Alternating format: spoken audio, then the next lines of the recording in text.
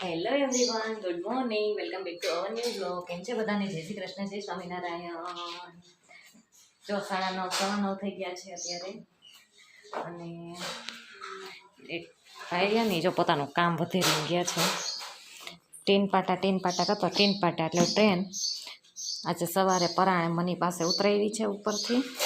આ કાલે મારી પાસેથી ઉતરાવી હતી 4 વ્હીલ, અને કે ના હું નથી, સ્કૂલે નથી જવું. તૈયાર થઈ ગયો, બધું થઈ ગયું. પછી કે હવે મને ઠંડી નથી લાગતી, હવે મારી કે ઉપરથી ટોપી કે કેપ નથી પહેરવી, કે ટોપી નથી પહેરવી, કે તો ટોપી ન પહેરી. અને એમને ગયો, પણ છતાંય અમે જેકેટની તમે માથે પહેરાવી દીધી. અને અત્યારે એમ કહે છે સ્કૂલે, આખા રસ્તે સ્કૂલે નથી જવું ની રટ લીધી હતી.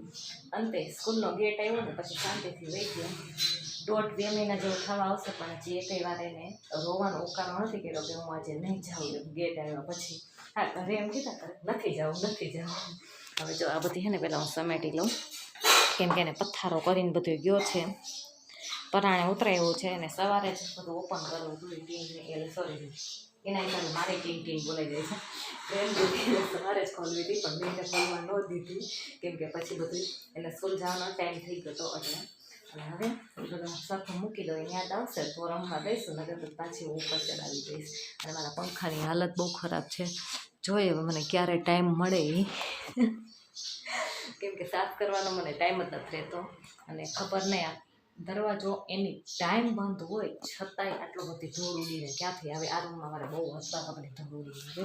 અને જો આ ભાગ મારે છે ને સંકેલવાનું છે, બધું સરખું કરવાનું છે, બરાબર.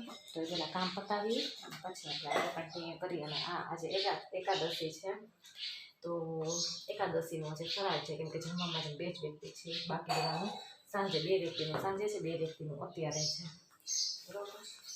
એટલે આજે ફરાળમાં ખાલી છે ખીચડી. પહેલાં અત્યારે દાણા શેકી લઈશું અને પછી 12 વાગ્યા પછી કન્ટિન્યુ કરીશું. જો અત્યારે ને 9:45 જેવું થયું છે, તો ખીચડીની તૈયારી અત્યારથી મેં જો કરવા માંડી. તો વઘારીશ તો હજી 12 વાગે એટલે ગરમ ખાઈ લેવાય. પણ અત્યારે જો અહીંયા ને દાણાને હું મસ્ત શેકી નાખું, એટલે દાણા શેકાઈએ ને તો ઠરી જાય. ઠરે એટલે પોતરા મસ્ત ને એના નીકળી જાય મસ્ત. ને જો પછી બીજું કંઈક કરશું આગળ, બરાબર. Good morning.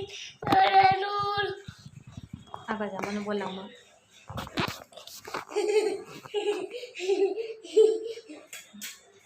નહીં, મને બોલાવવાની. હું તારી કીટી છું, તું ગંદુ વચું છો, મારું માનતું જ નથી.